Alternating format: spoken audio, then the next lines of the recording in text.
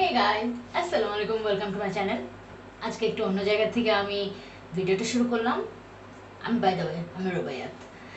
আজকে আমি আমার মেকআপ ব্রাশেস কীভাবে ক্লিন করি ওইটা দেখাবো। আমি প্রো কোনো অবস্থায় করে দেখাবো না, ব্যবস্থা দিয়ে।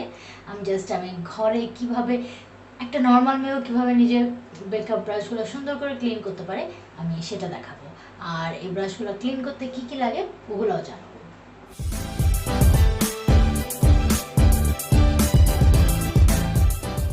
সো প্রথমে ইউনিট এই টাইপের একটা ব্রাশ ক্লিনার। আই গেস এটা অনেক কম দাম, 100 টাকার মধ্যে হয়তো অনেক জায়গায় কিনতে পাওয়া যায়। সো তোমরা এরকম একটা ব্রাশ ক্লিনার প্লিজ কিনে নিও, তাহলে তোমার ব্রাশের বেসেসগুলো অনেক ভালো থাকবে। অ্যান্ড আমি এখন যেটা ইউজ করছি সেটা হলো লাক্সের এই হ্যান্ড সোপটা। আমার কাছে মনে হয়েছে এটা একটু মাইল্ড হবে, সো এটা দিয়ে করব। বাট তোমরা সোপ বারগুলো যে আছে, সাবানগুলা, ওগুলো দিয়েও করতে পারো, বাট আমি লিকুইডটা নিচ্ছি যেহেতু আমার কাছে এটা আছে। ব্রাশগুলো ধোয়ার আগে ভিজিয়ে নিতে হবে, কারণ অনেক থিক প্রোডাক্ট লাগা থাকে তো, পাউডার অ্যান্ড ফাউন্ডেশন, যাতে একটু নরম হয়ে আসে ব্রাশগুলা, তার কারণে আগে একটু ভিজিয়ে নিতে হবে। অ্যান্ড নাও আমি এটাকে সুন্দর করে আমার বেসিনে স্টিক করে নিব। দেখা যাচ্ছে না, মেবি আমি দেখাই যে সোপ নিয়ে, এটা একদমই নতুন, একদম ক্লিয়ার কিন্তু, হ্যাঁ। সো এটা নিয়ে আমি ব্রাশ ক্লিনারে দিয়ে নিচ্ছি। অ্যান্ড যেহেতু ব্রাশগুলো আমরা ক্লিন করেছি, মানে ভিজিয়েছি, সো সহজে মানে এই প্রসেসে, এরকম ঘোরানো একটা প্রসেসে আমরা প্রত্যেকটা ব্রাশ ক্লিন করে নেব। আমি ব্রাশ ক্লিনার প্যাডের উপর হ্যান্ড ওয়াশটা দিয়ে নিছি। ওইটার থেকে সবচেয়ে ভালো ব্রাশের উপরই ডিরেক্ট অ্যাপ্লাই করা অ্যান্ড দেন ওয়াশ করো।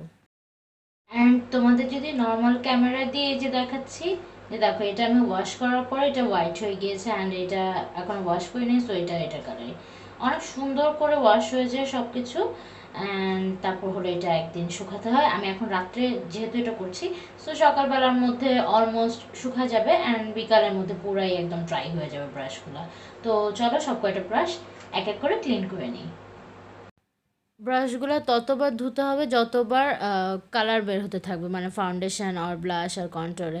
ব্লাশের কালারটা একটু কম বের হয়, কারণ হলো এটা একটু রেড পিঙ্ক থাকে, তো ব্রাশে একটা রং বসেই যায়, but it's okay. But foundation and powder এগুলো কিন্তু উঠেই যায়, তো সুন্দর করে খেয়াল করে ধুতে হবে। আমি এখন এই যে দেখো একটা ক্লিপ শেয়ার করে দিচ্ছি, ক্লিন অ্যান্ড ময়লা আলা একটা ব্রাশ, ময়লা বলছি, প্রোডাক্ট লাগালা ব্রাশের ছবি তো দিয়ে দিলাম, দেখে নিছো। না দেখতে পারলে পজ করে আবার দেখে আসো এখানে, যে দেখছো কীরকম ময়লা বের হচ্ছে। এটা কিন্তু আমি 3 নাম্বার ক্লিনিং হচ্ছে এখন, আর তার আগে 2 নাম্বার ক্লিনিং মতো ময়লা বের হয়েছিল, অ্যান্ড দেন আরেকটা নতুন ব্রাশ নিছি।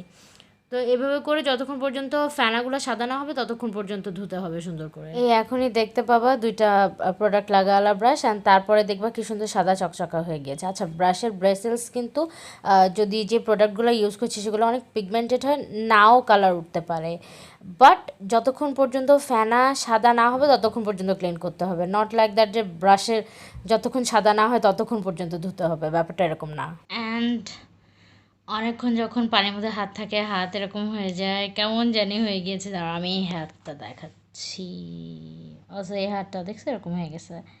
আমি ব্রাশগুলো দেখাচ্ছি, আমার মেহনতের ফল। এই যে ব্রাশগুলো আলাদা আলাদা করে এরকম ছড়ায় ছড়ায় রাখতে হবে, যাতে সকাল পর্যন্ত আর কালকে বিকাল পর্যন্ত সব শুকায় যায়। অবভিয়াসলি ব্রাশ অনেক ক্লিন রাখতে হয়, কারণ এটা স্কিনের উপর আমরা অ্যাপ্লাই করি, সো ক্লিন রাখা অনেক দরকার। তো এভাবে করে শুকায় ফেলবো, রাত্রে বাতাসে বাতাসে শুকায় যাবে, এইটাই। তো আজকের ভিডিওটা কেমন লাগলো, হেল্পফুল হলো নাকি তোমাদের জন্য, এটা অবশ্যই আমাকে কমেন্টে জানাবা। আর ভালো লাগলে লাইক, শেয়ার অ্যান্ড সাবস্ক্রাইব করে দিবা। অন্য আরেকদিন দেখা হবে, সে পর্যন্ত আল্লাহ হাফেজ।